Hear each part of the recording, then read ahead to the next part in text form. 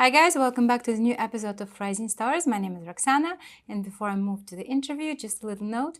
Our sponsor of the show is Urban Eats MTL, so if you're thinking about what you want to eat for the dinner, maybe you should go and check out their webpage.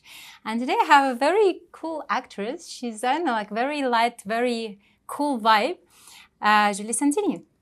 Hello. Hello. Well, very light.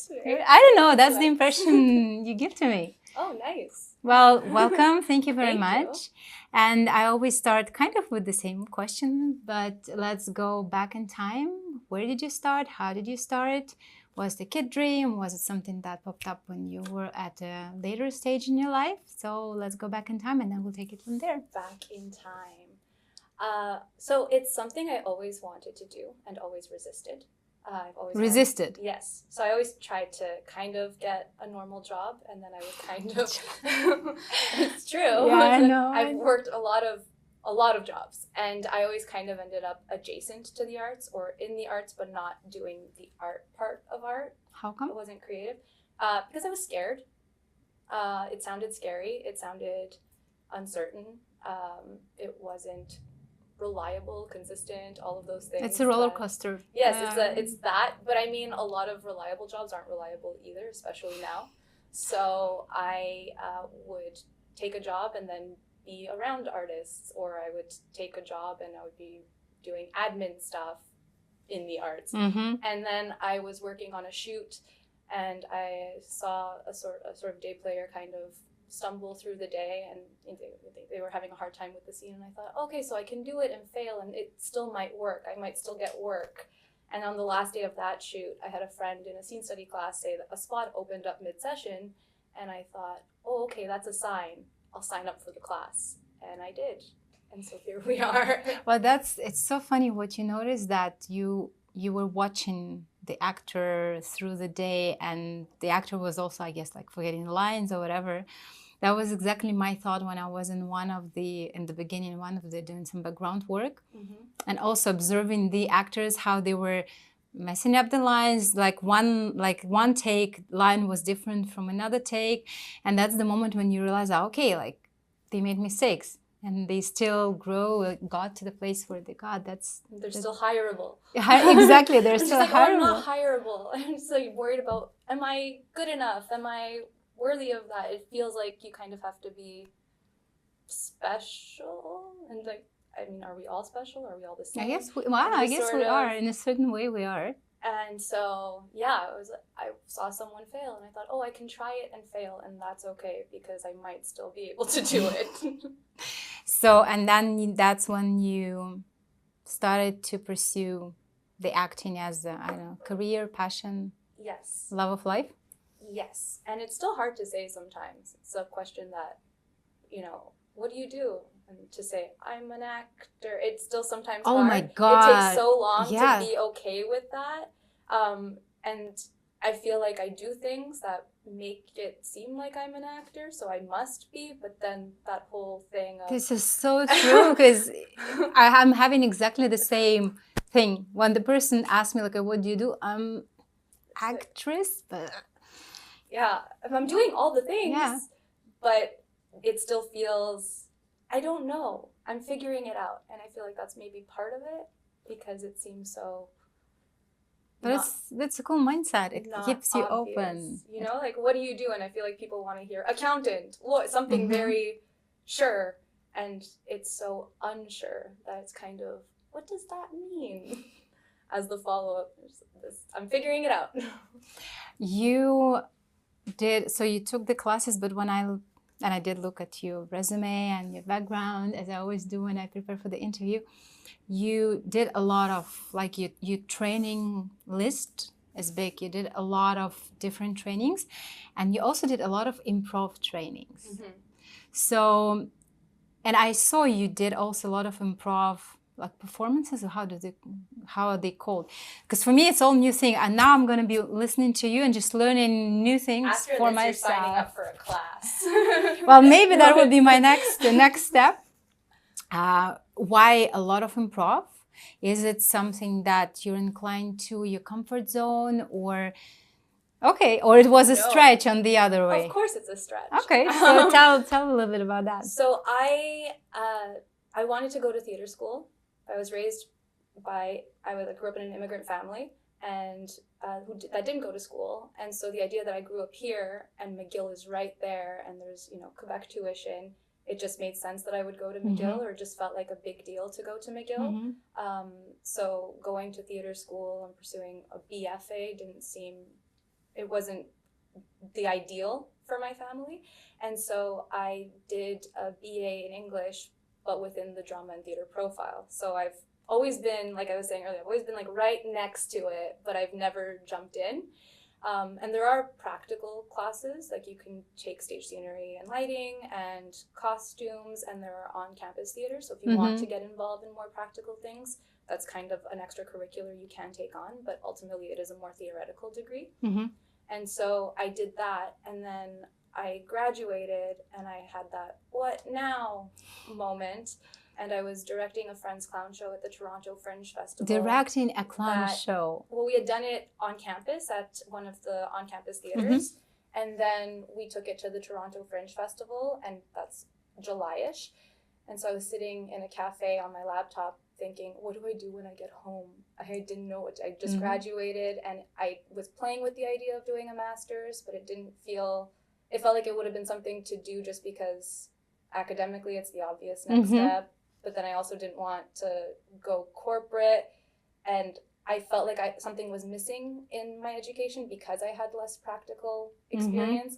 And so I ended up just looking things up, and an improv class came up, and I signed up for that. And there were a bunch of workshops that I was kind of finding links to.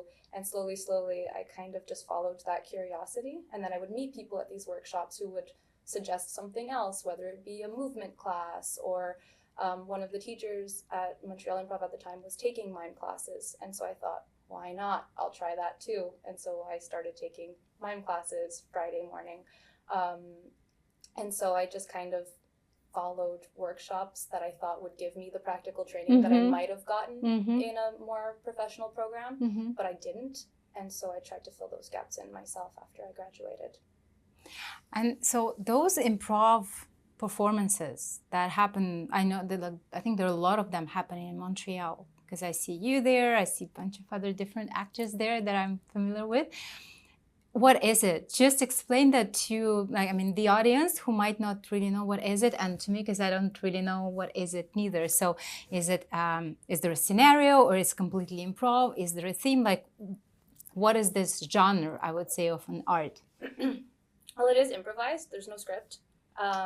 It depends on the show, depends on the format, depends on what style. So there are different formats. You could do a Harold or an Armando. I don't know if you want me to get into each individual one, because that could take. But is it like a comedy drama, or it's always around comedy? So that's the thing. I think people are more inclined to lean towards comedy, because I think the mainstream idea of improv is maybe more of a whose line is it anyway situation, which is short form games. And so going up the levels, you kind of start by learning short form games, and then eventually you could build to narrative, where you basically improvise a play. And so at the Montreal Fringe this year, I was one of the players in Make It a Musical. And so in that case, we don't have a script, but the whole premise of the show is we make a movie that isn't a musical into a musical. And so by getting the suggestion from the audience, so we'll ask if someone can name something, and then they kind of have to give us who the main characters are and what the plot is. So that's interaction with the audience as well. At the beginning of the show, yeah. So we get that information from them, but that doesn't mean that those of us on stage saw that movie. So you're not going to actually see, Shallow Grave, which was one of the ones we did, because I had no idea what that was. And based on the description, you just kind of figure it out with the players on stage, and it's all improvised. So you don't have rehearsals then in that case at all? We rehearse the format.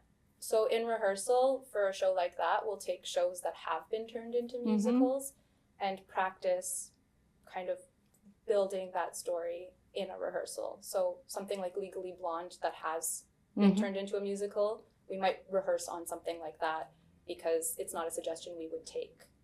So it's just like almost like practicing, training the muscle to have the muscle ready when you are on stage. Right.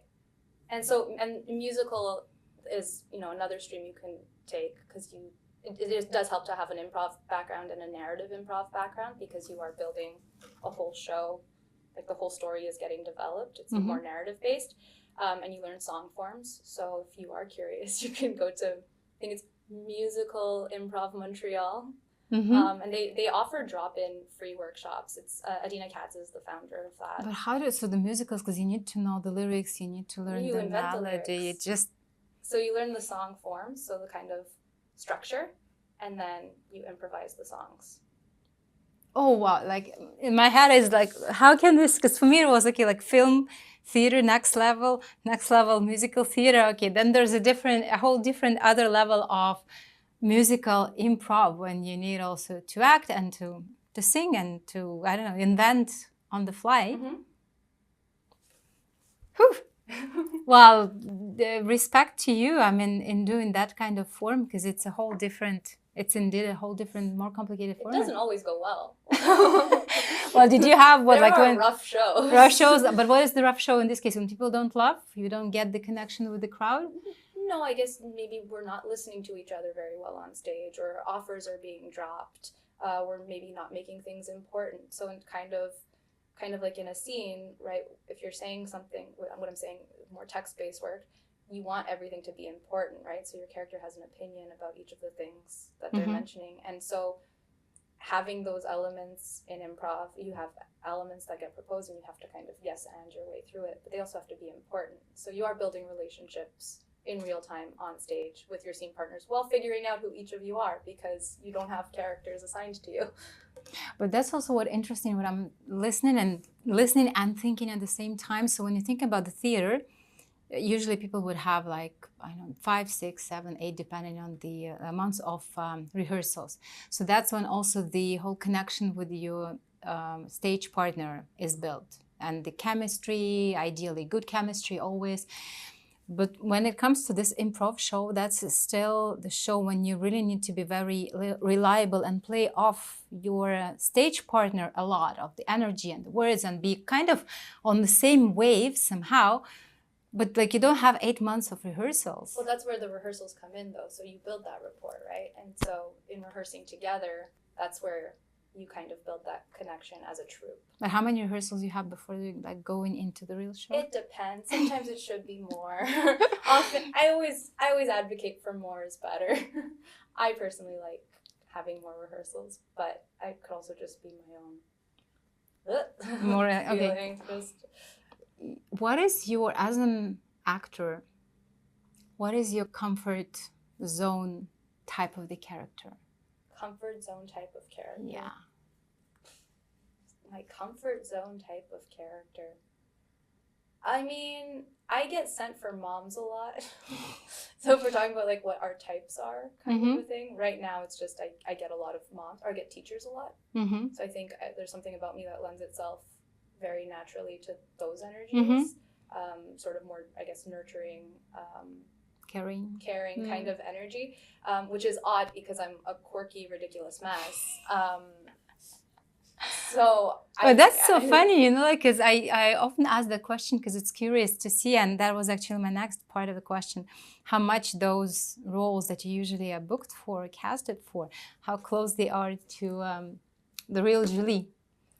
Which I guess I don't have kids, so no. But I mean, like, but it's funny how you said, like, well, it's not really me because I'm a different. But I do work with kids, so I think maybe that brings that it part of it, right? There's a pedagogical side, and I mean, there's a playfulness to kids that I find really fun, which I think lends itself more to the more quirky, ridiculous side. Like if kindergarten age kids want to play zombies, I'm so ready to be a zombie.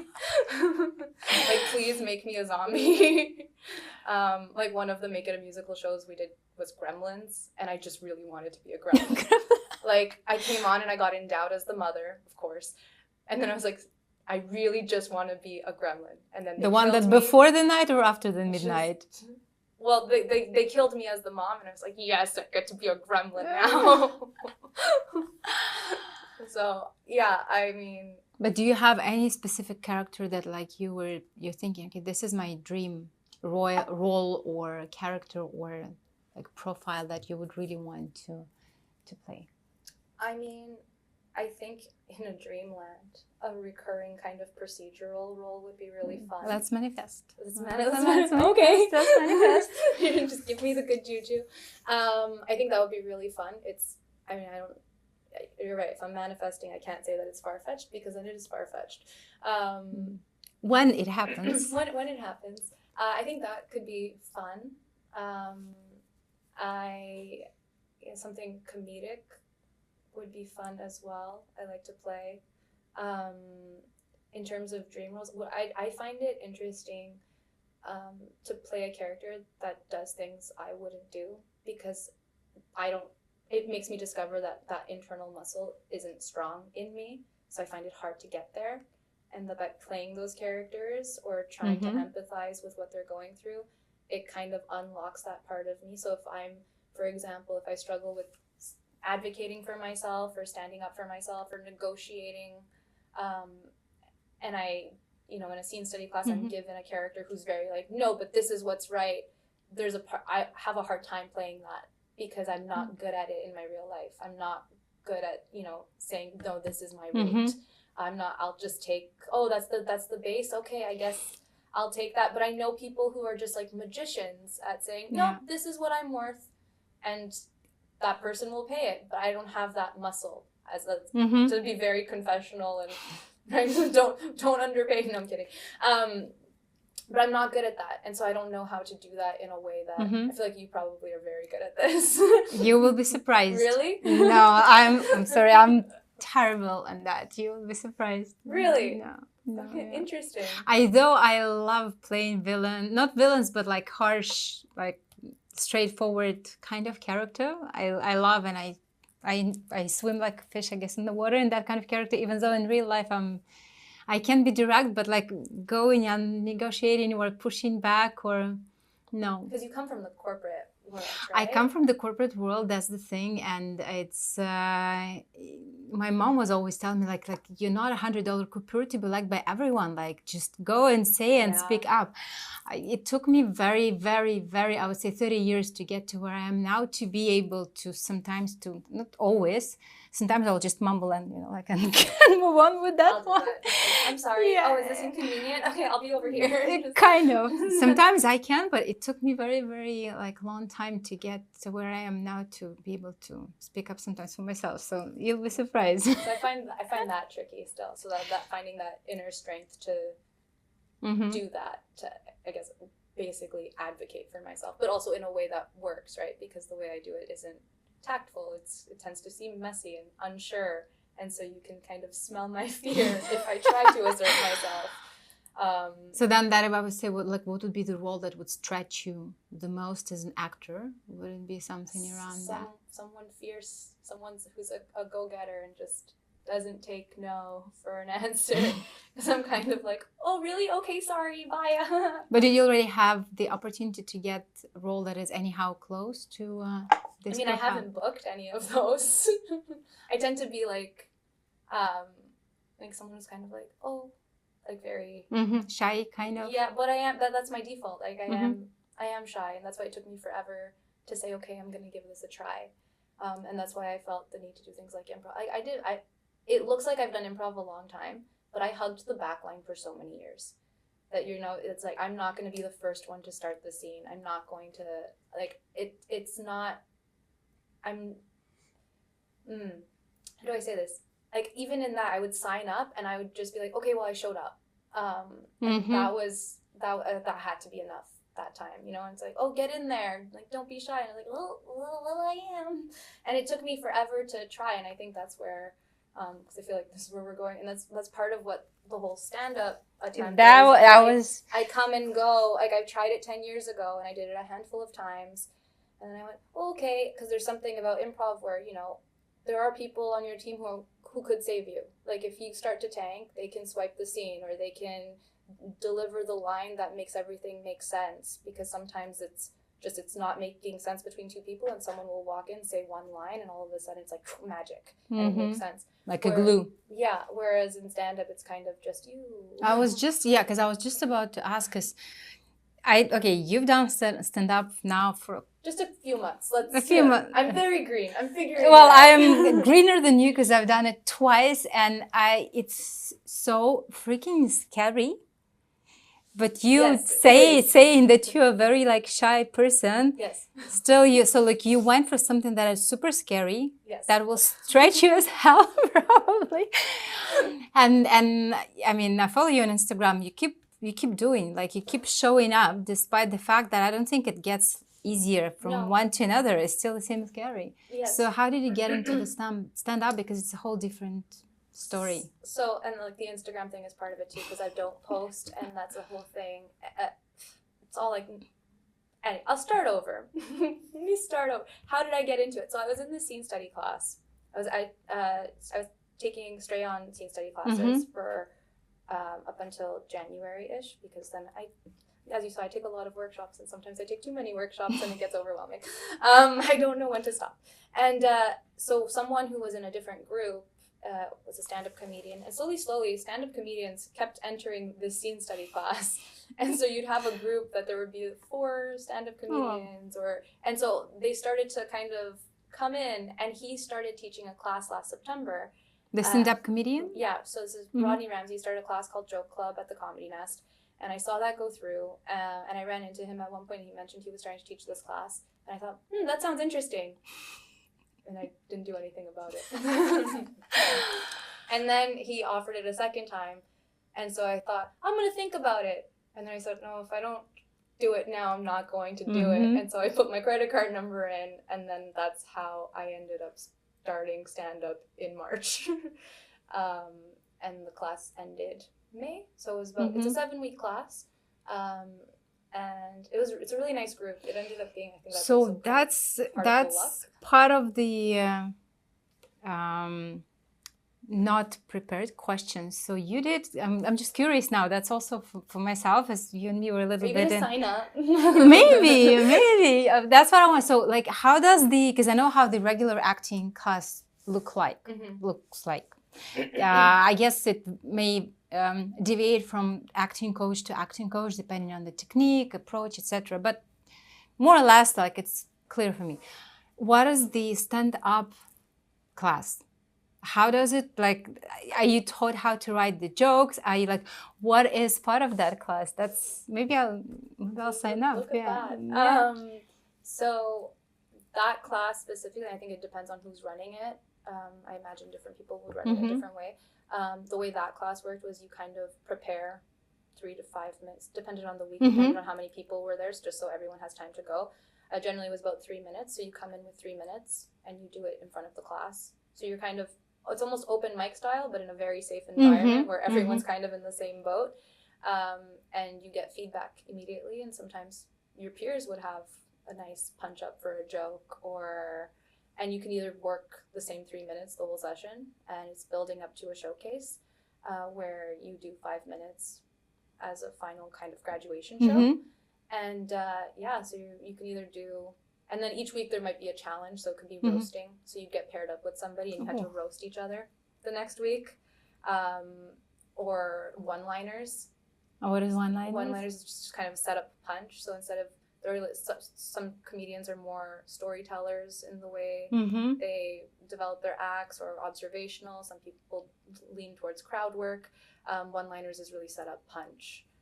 Oh, I think I understand what you're talking about. When it's like, because me, I'm trying just like you give one joke, like not even joke, like a one sentence that should be the joke. Right. So it's kind of like Rodney Dangerfield did one-line. Jimmy Carr does one-liners. Okay. So the challenge would be to try and write one-liners, and then you go in and try that. And oh my God. Do they give the tools? Or it's more like you kind of do the homework and then you bring in, then it's a feedback style? Oh, there are sort of guidelines, suggestions, but a lot of it is trial by fire, because not everyone works the same way, not everyone writes the same way. There was a book recommendation. It wasn't required reading. We didn't follow it. Like, this week we're doing chapter 1 to 2, but it was Adam Bloom's book, It was recommended, and then I did. What was the name of the book? Adam Bloom. The book was Finding Your Comedic Genius. Mm-hmm. And he also offers workshops online, and so I did that because I do workshops. And one of the things he said was the book is really for seasoned comedians, which makes sense because it's super technical. And at one point, he has you kind of early on in the book, he has you counting syllables. So in terms of like how you balance lines, no, it was very technical. Wow. But what he was saying in his workshop was that it's very much for seasoned comedians, so that you can really refine what your you're style, doing. technique. Yeah, and figure out your persona and style and all of those things. But that's like a lot of respect to you, especially now that you're revealing what kind of person you are. It takes a lot of courage to go out there, stand on the stage, and because I mean, you still pick up the vibe of the audience, and it's scary. But yeah. I was wondering how you write jokes. I was about to ask how you like what. Okay, so what is your so you, because you mentioned there's one-liners, there is an approach of like a storytelling. What is your approach? Okay, so because I'm green, I feel like I'm still kind of just trying all the different things. And so I did the one-liners that I had written in class at an open mic at one point, just to see, because the class becomes so warm that, you know, it was a really nice group. So we're all super supportive. And then I was just curious to know how those same jokes would land if I didn't know everybody in the room. With the real crowd? Yeah, so just like a room full of people that I don't know. And it's fun because the ones that kind of were more popular in the class were the ones that likely landed in a real audience. And then there were some that got groans, which is actually kind of fun. And yeah, so just that kind of, and then just learning how each room, I'm still figuring that out. How do you calibrate to an audience in a bar versus in a comedy club versus an open mic that might be a little more. Yeah, because that was also my thought when I came, and I did eventually so far just 2 of them, and both of them were in the same place. So kind of the crowd is somewhat similar, different faces, but you know, like the age profile, etc. And I was always curious how, like, do comedians change and adjust their jokes? Like, you see, you do the joke with Gen Z, and then you do the jokes where you have more like 50 plus audience. Like, would the same joke work the same way in both audiences, and how do people adjust? That's also a whole thing. So green at that, but I have a friend who explains that to me. He's so good at it, and he's able to adjust to a room. It's kind of an attitude thing, right? So I don't want to explain it because I'm not good at it. I'm learning it. I just love watching him do it, but you do adjust to the room and to the audience, or ideally you do, otherwise. But you adjust the jokes, or you kind of use the same joke as the baseline and you tweak kind it. Of the attitude, the way you deliver. Yeah. So like in a bar, for example, I was told that I could be dirtier, and I'm not dirty at all. Like all my stuff is so clean. Do you swear? I have to try. In my real life, I do, but for some reason, it doesn't come natural. It doesn't come out naturally. But in my real life, I think I swear. I'm pretty sure. I haven't sworn today yet, right? No, you haven't. No? That's why I'm like, do you swear? Can I swear? Yeah. So I think it depends on the audience. I think there are certain rooms where it's okay to swear. I just haven't figured that out yet. And because there's a dialogue there as well, right? You're saying the audience gives you that feedback. And something that I learned in listening back to some of the sets I've done is that I don't always let the audience laugh. Oh my God, give me 5. Like, I have the same. Yeah, you kind of try to go faster. Yeah, I think I want to move on to the next thing. But at the end of the day, it's like a dialogue that I'm interrupting, that I'm not giving them that space to do that. And even if I keep going, there's no point because they're busy laughing. They're not going to hear it. And so to be able to sit in that and to receive that laughter, and then I've been thinking about that as well as how it lends itself to scene work, where you get your permission to say your next line from your scene partner. And in that context, I think the audience is the scene partner. And they're kind of letting you know how they feel about what you're saying. And then how do you pivot, if you can, moving forward. So listening to an audience laugh, or giving them that space to laugh, there's something about sitting in that and sitting in that discomfort, which I think lends itself to trickier scenes or scenes that are harder. That if a scene is very emotionally charged and vulnerable, that you kind of want to move to the next line, but then that makes it safe. But if you sit in it and really let the emotion kind of be what it is, then it tends to work better. And so I found that really interesting in terms of that need, that listening, and how listening really is really the key in both of those situations that sound very, very different, but ultimately are manifesting in the same way. But you're so right, yeah, because me, I have the same, and again, green newbie, but yeah, it's just even last time I did, and I got off the stage, and my husband goes like, he didn't even let them laugh where they could, like, you just went on. And then also, I guess, when you're on the stage and you know that, okay, like I have like 3, 4, 5 minutes, and then you see usually like a band, he would show a light in the back, and you see, oh, okay. And you go even faster. But yeah, you're absolutely right. Like, and if you watch, when I watch the advanced comedians, yeah, like they give the space. How? Sorry. Go ahead. No. Because then it feels like, oh, I have 3 minutes. But then if you let it breathe, you might realize you actually have 5.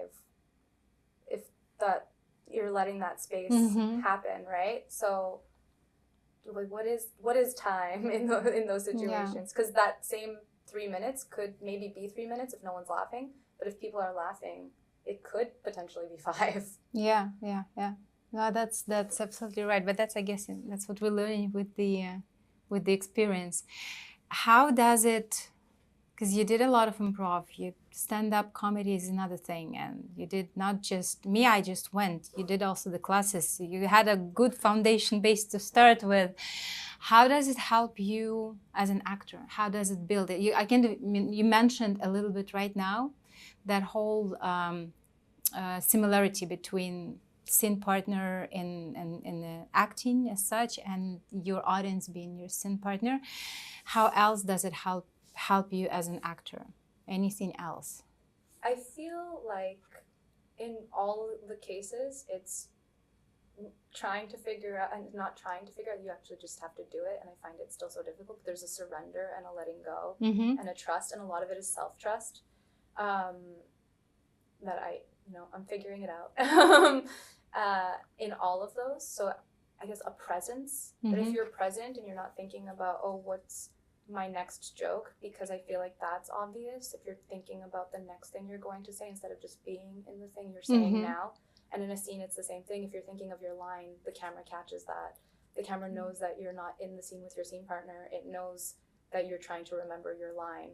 And if you're present, the line will come to you because you'll have a reason to say it. The connection is important enough that you have a reason to say it. And I feel like in stand-up, I've definitely forgotten what I know I'm going to say. I mean, I wrote it and I planned the set that night, and sometimes I just go blank, and sometimes it feels like I'll get insecure and I feel like I don't have that specific audience, and then the jokes kind of also go away with that as well. Because I try not to read and I don't really memorize. You don't rehearse? Me, like before I took a mic, because I have a mic, and I did like singing open mics, and I was walking back and forth in the room in my house with the mic, and like I put my husband in front of me. It's like, okay, like you'll have to suffer for like 15-20 minutes, sit. But like me, I do rehearse. You don't? I mean, I to a degree, but not in a, because it has to sound natural, right? And there's a part of the stand-up, which is what I find really tricky, is doing the same 5 minutes over and over and over again, which is kind of when you're doing a scene over and over and over again. How does it sound new every time? How do you keep it new so it doesn't sound over-rehearsed? And it sounds like you're just having that conversation with the audience for the first time in stand-up, for example. Okay, I get the point. So that it doesn't sound like something you've told 40 other audiences.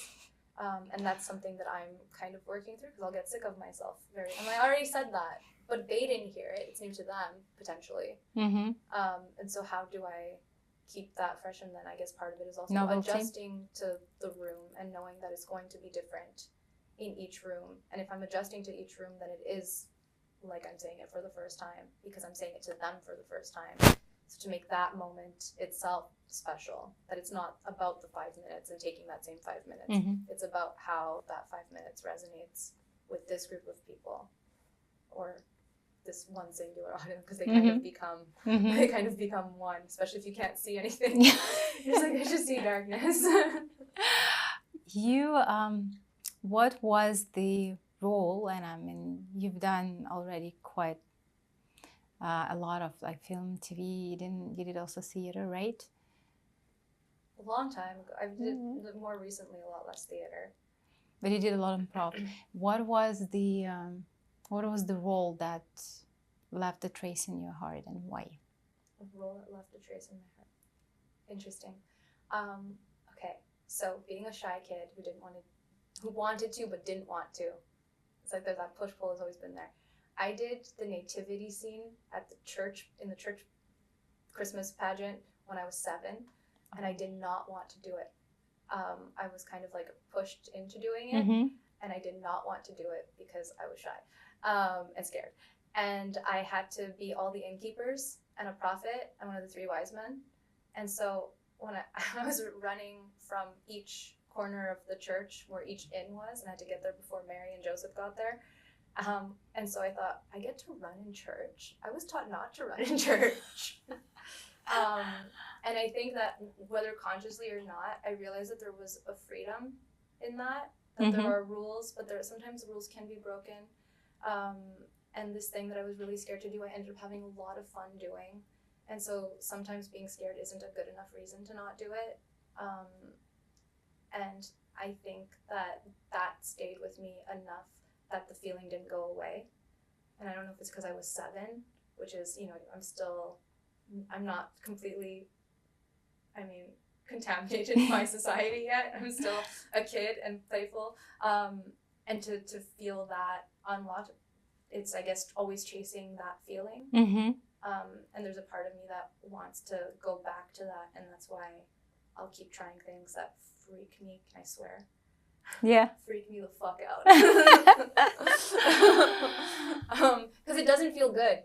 It doesn't actually feel good. And so the thing, as you say, I'll post on Instagram. That's another muscle that isn't natural to me. I don't like posting. It's not fun for me.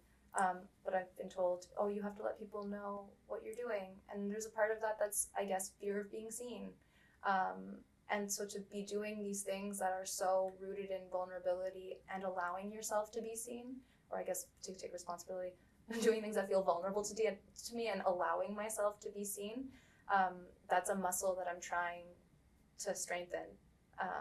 Because ultimately, maybe somebody finds it interesting, or maybe somebody needs it. See, I told you, I discovered so many, actually there's so many stand-up comedy shows in Montreal, and like you're doing so many of them, and that's you like, first of all, there will be people who will be interested in watching that, and then you never know who is watching you on the social media. It might sound creepy, but that's also in my mindset as well, is that like, well, maybe somebody will see like, oh, like she's the one that I want to have in the play or somewhere else. Like right now social media is developing so much, like it's everywhere.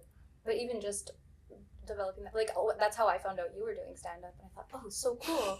Because I'd seen you around in different contexts, and then I saw that you were doing stand-up. I thought, oh, interesting. But you knew you were going to be in the same stand-up, like on the 30th of June. Yes, we're in the same show. Yeah, you ready with your jokes? Nope. Do you know what you're doing?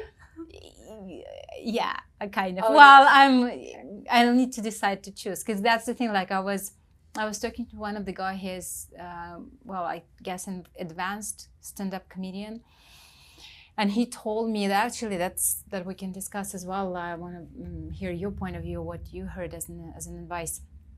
So I asked him, hey, like, should I bring all the time the new material when I go to those stand-up shows? Like, because I wrote down, I have maybe like for 20-25 minutes material right now. Like, do I need to bring all the time something new to understand it, like the jokes are good or not? And he goes like, no, like for the first like year or so, just bring the same material and that's it. And Okay, but then you get bored about saying the same stuff all the time. So what did you hear? Maybe it was in the class, or what is your approach? Do you bring always the same jokes to, I don't know, summon them to understand if they're working or not, or you try different stuff all the time? I'm trying to do the same. The same material because in the class I didn't want to. Like every week I would come in with a new 3 because I felt like it was safe in terms of the class. And so I was scared that if I went out there and I tried new stuff, it wouldn't feel as safe, right? Because now I've got a group of peers and that kind of feels safe and I can see what works there and then I take that out. So it was almost cowardice to keep doing different things instead of working on the same one, or maybe not. It just felt like a really good opportunity to always do something new. And now I'm trying to get over that feeling of, I always have to do something new because I know that realistically I should be working on tightening the 5 that I do have. And so I typically do more or less the same thing, but I might, if I have a thought, it might be added and something else might be taken out. But it's basically the same 5 at the moment because I'm trying to figure out how to do that. Because me, I'm like, I need to read something new, read something new. But you have 25 minutes, you said? Well, I wrote down all the jokes that I have, and then I kind of tried to read them all with a decent speed, allowing the audience not to laugh somehow. Yeah, and I kind of ended up being about 25, 30 minutes. Wow. Yeah, but wow doesn't mean that everybody will laugh at those jokes. Okay, right? So you haven't tried all of it yet. So yeah, like I would say, like I tried like maybe 25% of those ones, because those 2 times when I went, I tried one thing and then I tweaked the second time and I added a few others and I removed some. Also question, how do you define if the joke is working or not? If people laugh. but that was always interesting. If people, some audience laughed, another audience, for example, didn't really laugh. Is it because you didn't adjust your joke to the audience, or just because the joke is shitty? Or well, that's why you have to keep doing the same.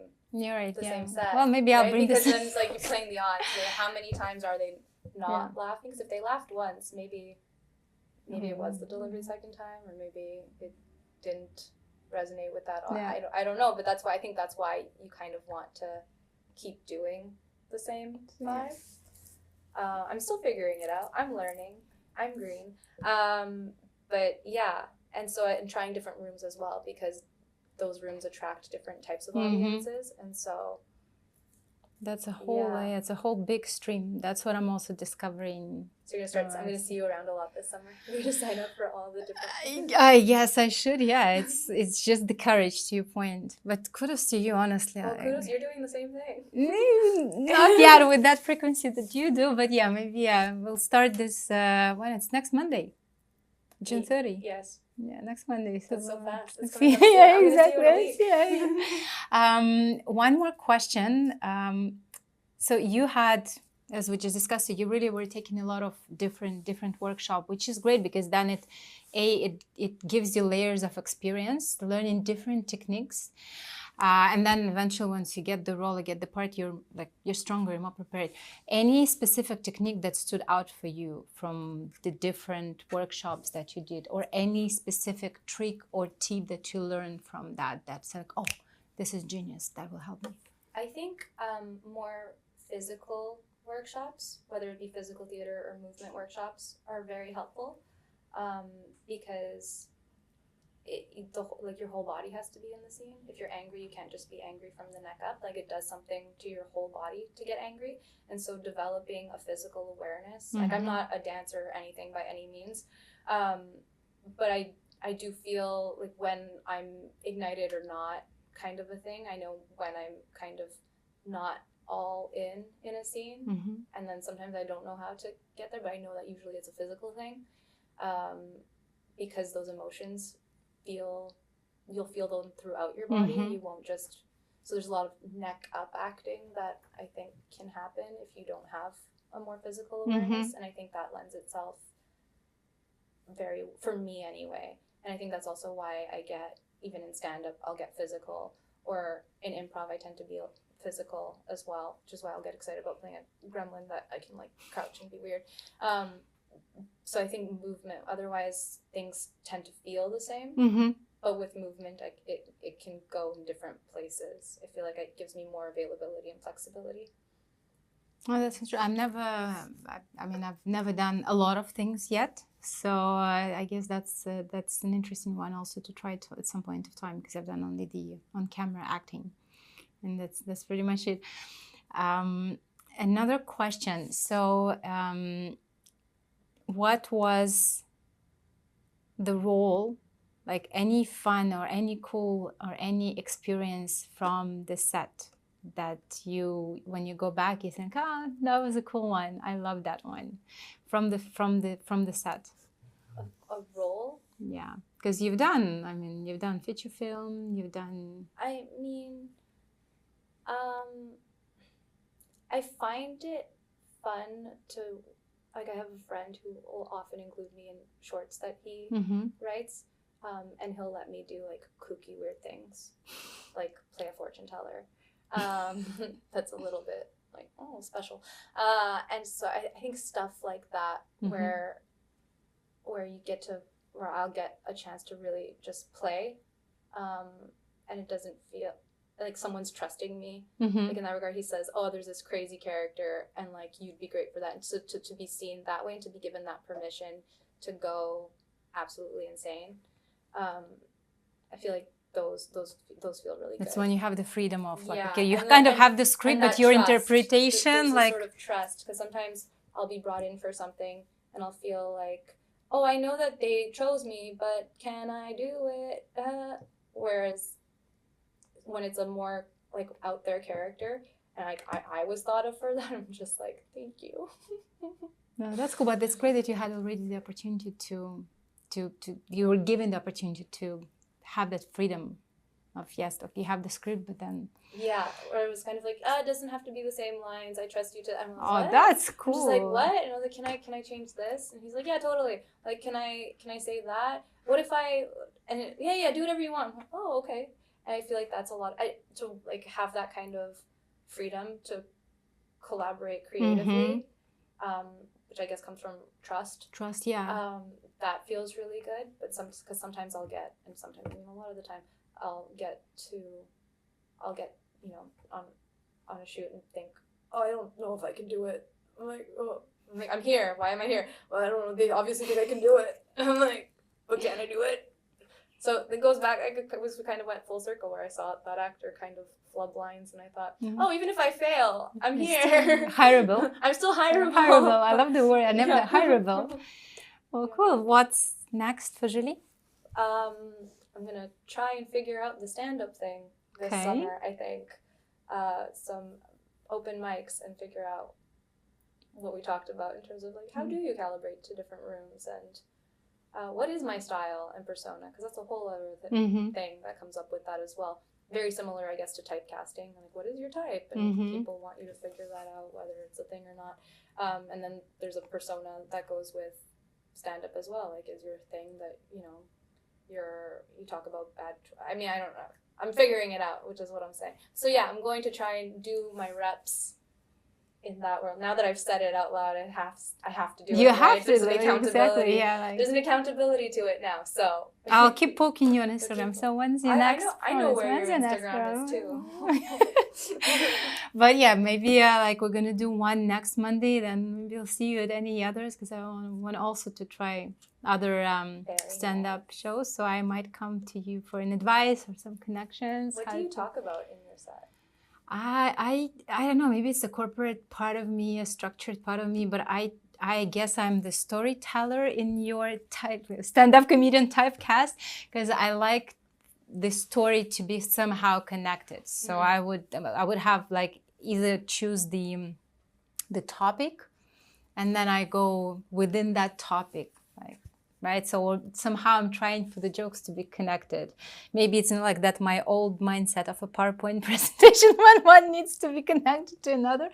I don't know, but I've never tried one-liners, but I guess it also, like, I'll need now to learn and study, because that's a whole different, like, it's, people learn to do that. That's what I know. I always thought, oh, like you just like need to have a good sense of humor and you can do that. But no. Like, there is a whole science behind. I feel like this learning curve is steep. I'm figuring it out. Yes. So if ever you hear also anything about any stand-up workshop or anything, I'll appreciate if you share with me, because I'm definitely also trying to get more into that. That's a fun. I like it. It's a fun vibe. Well, thank you very much. I enjoyed the conversation. I actually, it's the first time I met, like, not just randomly on the set when we saw each other from the far. First time I met you and I had a conversation, really enjoyed it. And yeah, looking forward to, connecting more with you. Thank you. On Monday. Well, yeah, we're going to see each other on Monday. You're right. Okay. Well, guys, I hope you enjoyed the conversation. We talked a lot about not typical, I would say, content for an actor, stand-up comedy, because not everyone is doing that. I hope you learned something new. I definitely did. And looking forward to seeing you at the next episode of Rising Stars.